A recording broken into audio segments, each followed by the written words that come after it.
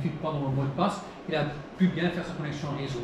Et à partir de maintenant, chaque communication, et je remarque aussi que mon téléphone est revenu, chaque communication que maintenant je fais avec celui-là comme configuration, ça passe de mon téléphone vers l'Internet, l'Internet vers le Connect.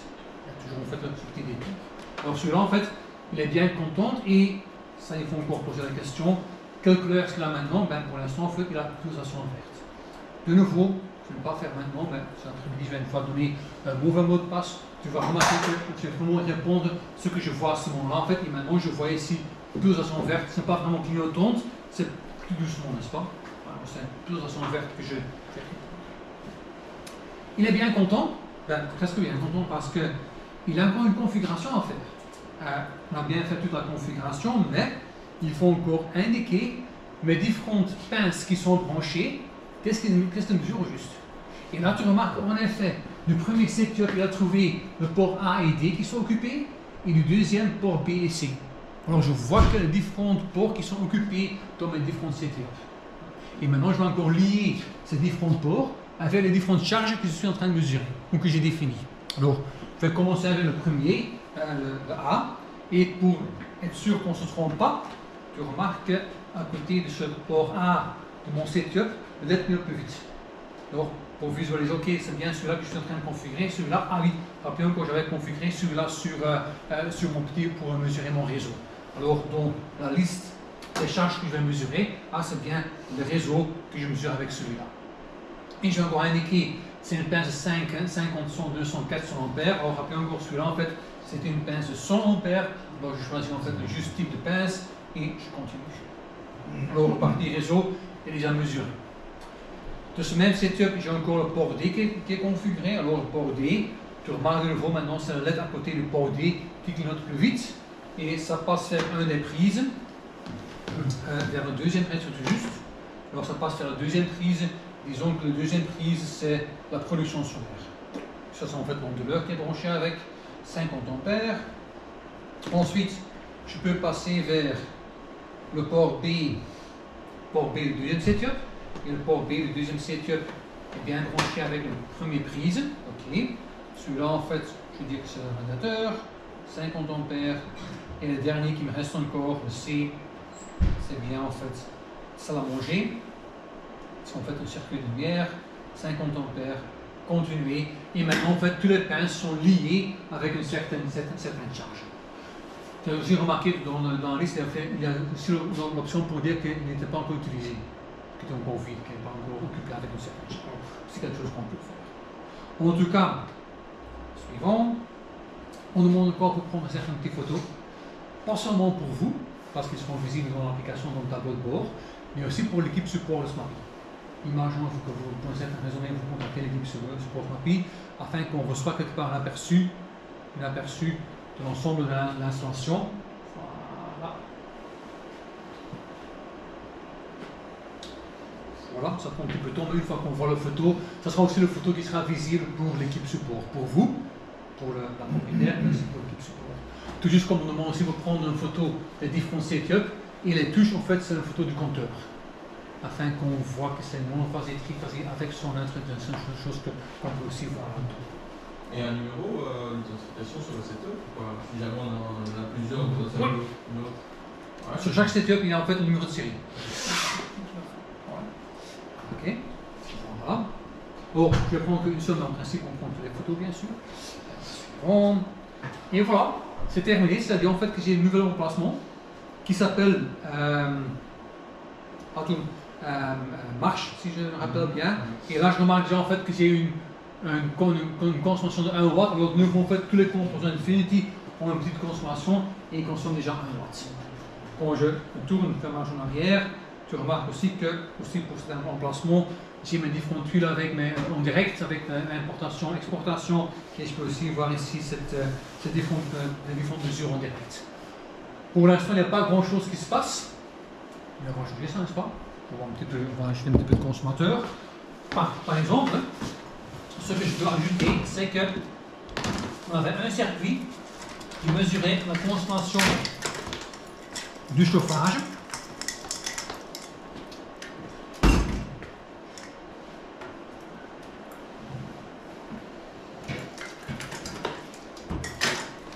Et par hasard,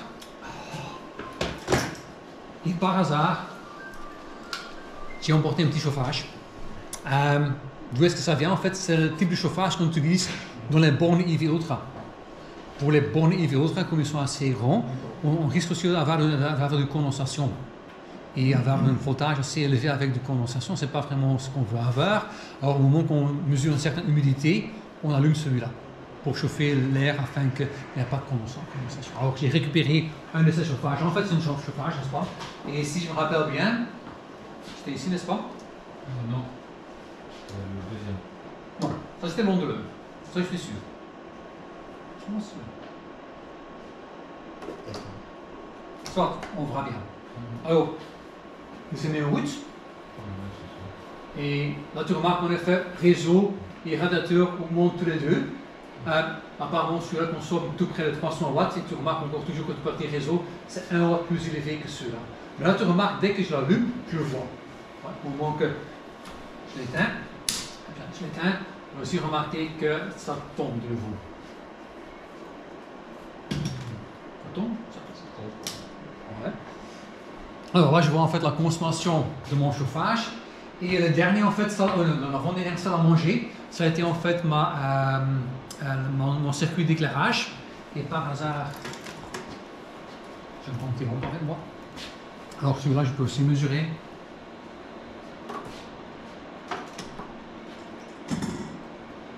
Oups, on ne voit plus. Mais là, tu remarques aussi que ça va manger, qu'en effet, je vois qu'il y a une consommation de 7-8 watts sur ça va manger, qui sont en fait avant pendant la consommation. Que de nouveau, en fait, le parti réseau continue à augmenter parce que bien sûr, tout passe par ici. Mais je vois aussi que tous les pins sont bien rangés, ouais, parce qu'en fait, il y a toutes les valeurs positives. Imaginons que j'avais trompé dans le parti réseau. Hein, faut rappeler encore, ça se trouvait dans la bonne direction. Ouais. Maintenant, ça devient 0 parce qu'il ne mesure plus rien. Imaginons que je le mets dans la mauvaise direction. On va voir que ce qu'on mesure au niveau radiateur, au niveau salle à manger, c'est encore toujours correct. Mais au niveau réseau, c'est une consommation négative, qui n'est pas juste bien sûr. Donc, une consommation positive pour mon radiateur, pour le salle à manger, il n'y a pas de pollution solaire. Ben, il faut avoir une consommation, il faut avoir une importation des réseaux. Là, je vois qu'une des raisons ici, en fait, pour une réseau monophasé, la seule raison que ça peut être, c'est en fait la flèche qui se trouve dans la mauvaise direction. Mais c'est dangereux en fait de déterminer tout de suite, en disant que okay, cette flèche, en fait, valeur négative, ça indique une valeur, le fait que la pince même se trouve dans la mauvaise direction. Il y a plusieurs raisons pourquoi en fait on peut avoir une valeur négative. Ça peut être correct, mais ça peut être fautif aussi. Alors en fait, au moment qu'on voit une valeur négative, on ne dit pas toujours tout de suite que c'est une erreur. Entre parenthèses, l'installation est faite en fait dans une heure, n'est-ce pas? 12h30. Ouais, alors l'installation même, ça a été bien fait. Mais ce que je veux encore montrer, je vais passer vers Mappy Academy. Pour l'instant, tu remarques en effet, j'ai une exportation vers le réseau. Ce qui fait que dans les réglages, dans les moniteurs Mappy, les configurations de charge, en effet, le parti grid, parti réseau, a une valeur négative. Grid peut avoir une valeur négative. Au moment que ma production est plus élevée que ma consommation, j'envoie vers le réseau et ça devient une valeur négative. Dès que je fais une importation des réseaux, ça devient une valeur positive. Ouais, alors, le fait que maintenant le parti, parce que ça continue à consommer. Alors, avoir maintenant la situation qu'en effet mon grid a une valeur négative, je vais changer rien du tout parce que c'est normal. Aussi au niveau de production solaire, tu remarques que valeur positive, c'est tout à fait normal. Mais chez moi, rappelez encore au niveau réseau, j'ai une réseau triphasé avec neutre. Ça veut dire que j'ai besoin de 3 pinces pour mesurer ma partie réseau. Ouais. Et je vais dire, ok, j'ai mes 3 pinces, mais je vais aussi déterminer c'est quoi phase 1, 2, 3. Chaque pince est configurée sur le 1, le 2 ou le 3. Et là, vous remarquez aussi déjà en fait que le L1 a une valeur négative, le 2 et le 3 ont une valeur positive. Pas énorme, ben, sauf le 3, quand même 700 watts, c'est pas énorme, mais on a une valeur positive. Ce qui indique déjà qu'en fait que l'onduleur, c'est une onduleur monophasée. Donc, je suis plus que sur une seule phase, n'est-ce pas? Ouais. Mais assez important, ça veut dire que pendant la configuration de partie réseau, c'est non seulement dire que ce setup pour A, B, C est utilisé par réseau, mais ça c'est phase 1, ça c'est phase 2 et ça c'est phase 3. Et ça c'est très important en fait, au moment que c'est une configuration multiphasée, l'attribution de phase devient très importante. Et pour commencer, c'est qui va déterminer phase 1, 2, 3? Ben, le maître de tout le système, c'est le powerbox. C'est votre powerbox qui va déterminer c'est quoi phase 1, 2, 3 pour l'infinité. Et plus juste, le câble de courant de votre powerbox ou le fishman. Bien encore, il y avait une seule façon pour mettre le fiche dans le powerbox, et en fait, dans la fishman, on respecte que le brun, c'est phase 1, le noir, c'est phase 2, et le gris, c'est phase 3. Ça veut aussi dire que tous les disjoncteurs qui partagent le câble brun, c'est en fait phase 1. Tous les disjoncteurs qui partagent le câble noir, c'est phase 2. Et tout le monde qui partage le 3, c'est le câble gris. Si tout va bien, toute l'installation c'est brun, noir, gris. Et on respecte 1, 2, 3 tout le temps. Mais il ne faut pas aller si loin. En fait, ici à l'entrée, il y a un disjoncteur avec triphasé, avec un bleu et 3 noirs. Et dès qu'on est là, en fait, on ne sait plus en fait, avec les couleurs, c'est quoi phase 1, 2, 3.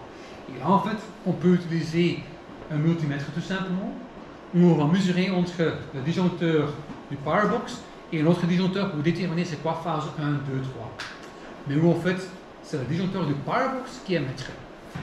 Et au moment que je mesure entre le câble brun et un autre disjoncteur, je mesure 0 volts, ben, c'est phase 1. Au moment que je mesure 400 volts, c'est une autre phase.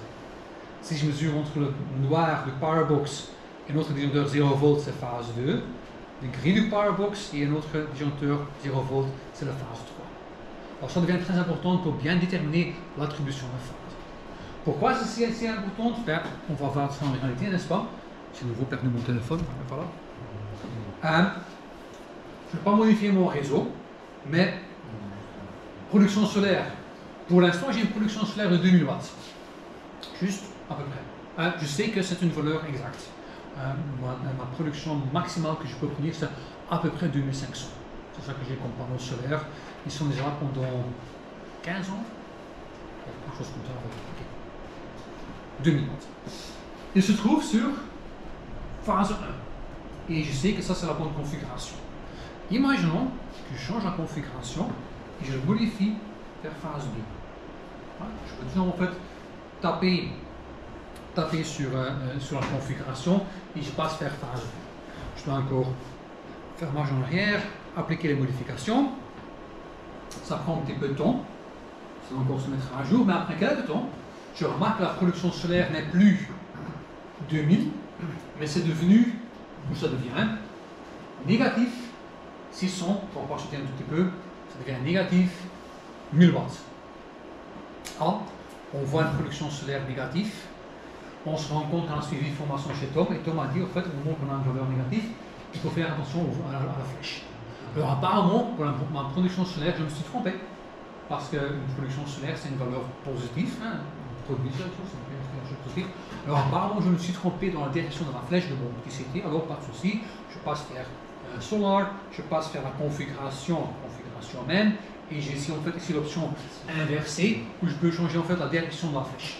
Je dis inversé, je reviens, je confirme, je patiente un tout petit peu, et là je vois qu'en effet, de mon valeur négative, je passe vers une valeur positive. Dommage. Tout juste trop vite. Ça passe vers une valeur positive. Alors, j'ai résolu le problème. J'avais une valeur négative, et maintenant j'ai une valeur positive. Sauf que, au début, j'avais une production solaire de 2000 watts. Maintenant, je mesure que 1000 watts. Alors, tout ce qui tient compte de la production solaire tient compte de 1000 watts, même si en réalité, j'ai 2000 watts. Alors, ce que se mesure n'est pas juste. Et je vois aussi entre parenthèses parce que je remarque que la femme a lancé la machine à vaisselle tout juste trop vite. J'avais en fait une valeur négative au niveau réseau qui était plus élevée que la valeur de la production solaire. Je ne peux jamais exporter plus de ce que je produis, n'est-ce pas? Je ne sais pas exporter 1300 au moment que je produis 1000. Mais ma femme elle vient de lancer la machine à vaisselle, ce qui est bien bon parce que je pense que, une fois vérifier, parce qu'au niveau des prix, elle a bien fait. Ouais, c'est la meilleure machine en fait aujourd'hui. Ben, elle pouvait encore attendre jusqu'à 13 heures.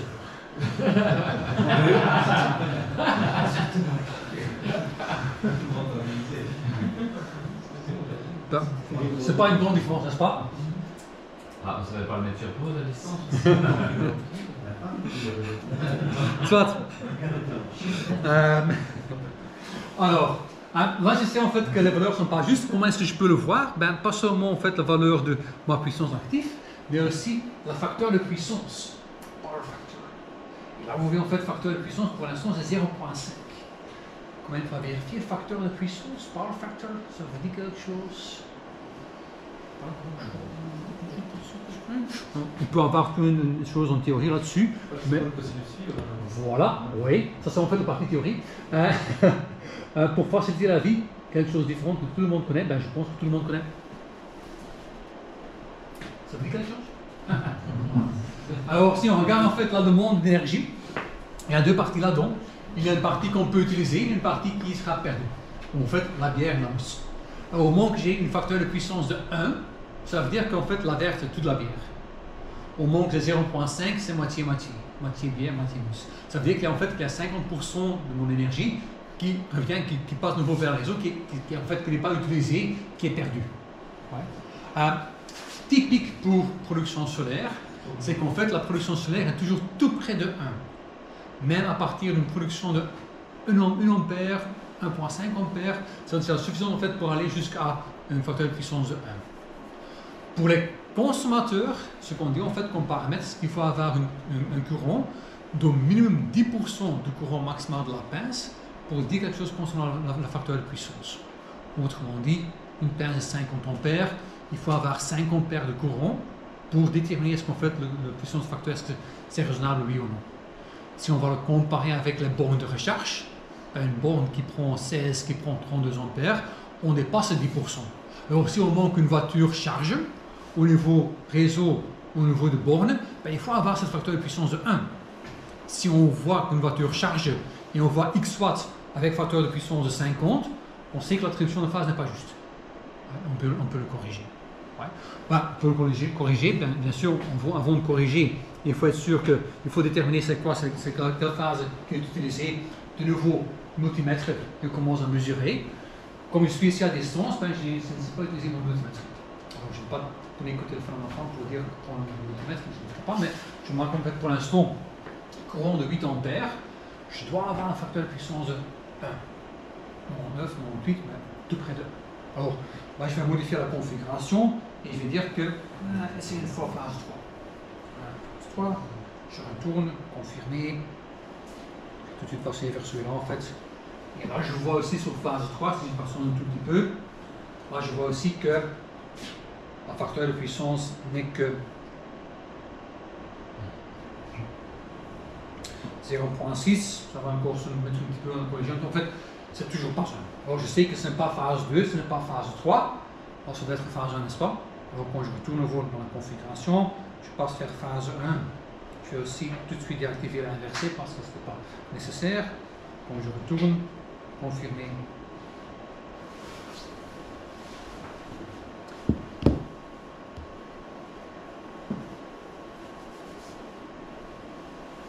Et là, je vois qu'en effet, je reviens sur ce 2000 watts, ou à peu près 2000 watts, et je vois en fait que j'ai une facture de puissance 1. Alors maintenant, je sais en fait qu'en effet, je l'ai configuré comme phase 1, et en réalité, ça se trouve sur phase 1. Et ce que je vois maintenant en fait comme puissance active, c'est juste, c'est correct. Je ne me suis pas trompé. Alors, là tu remarques en fait, inverser la direction de votre pince, c'est pas quelque chose qu'on fait tout de suite. C'est peut-être que oui, qu'on s'est trompé, mais il va d'abord contrôler votre facteur de puissance. Si on voit 5 ampères, si on voit en cas de production solaire 2-3 ampères, et on voit facteur de puissance de 0.5, 0.4, 0.6, je joue d'abord une fois avec l'attribution de phase. C'est plutôt en fait dans ce cas-là, en fait, qui n'est pas dans la direction de. Au moment où vous voyez valeur négative en production solaire, facteur de puissance de 1, c'est la direction en fait en flèche. La dernière heure qu'on peut encore faire, et je ne sais pas si après on peut aller manger ou... Tout est déjà prêt. Parfait. La dernière erreur qu'on peut faire, c'est que on se trompe dans le type de CT. C'est une pince de 50 ampères, c'est juste, imaginons que je me suis trompé et j'avais sélectionné une de 400 ampères. Ouais, on ne sait jamais.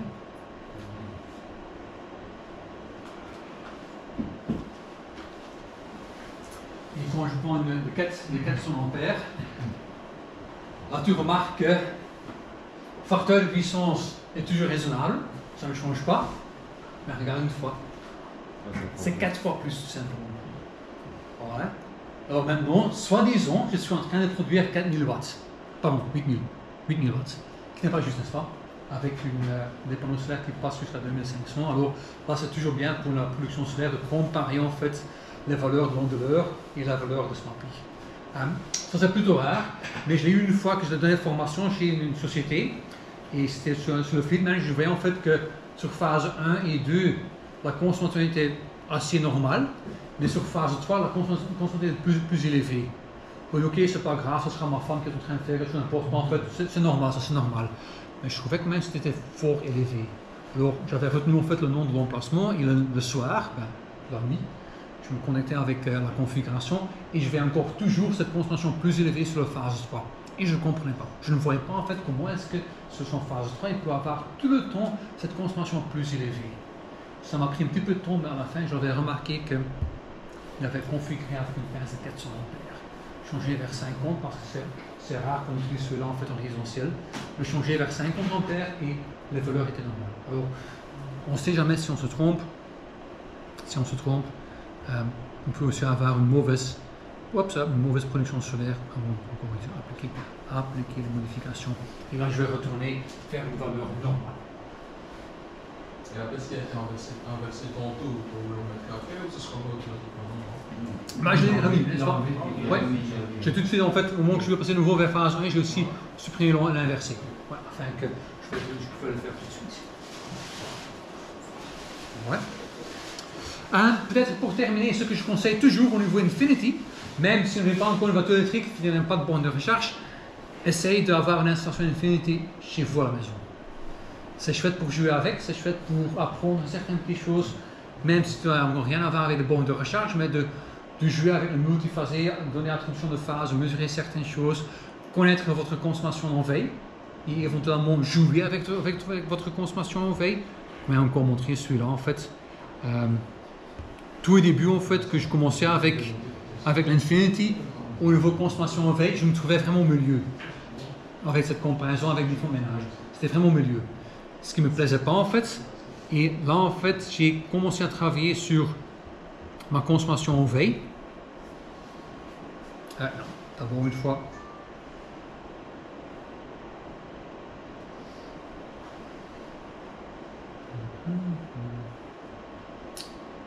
Voilà. Alors ici, cette ligne, il y a encore d'autres choses que... cette ligne rouge, disons en fait, ça c'est la consommation en veille. Alors tu remarques en fait pour 2024 et aussi pour 2025, ça reste assez stable, n'est-ce pas? Ok, pour le mois de mai, pour l'instant c'est encore plus bas, mais ça reste assez stable, apparemment au mois de février un petit peu plus bas. Pour le mois de 2024, c'est stable, n'est-ce pas? Oui, c'est stable. Aussi 2023, ça reste assez stable. Mais en 2022, c'est plus élevé. Et en effet, en fait, en 2022, au début, on était sur 200 watts de consommation en veille à peu près.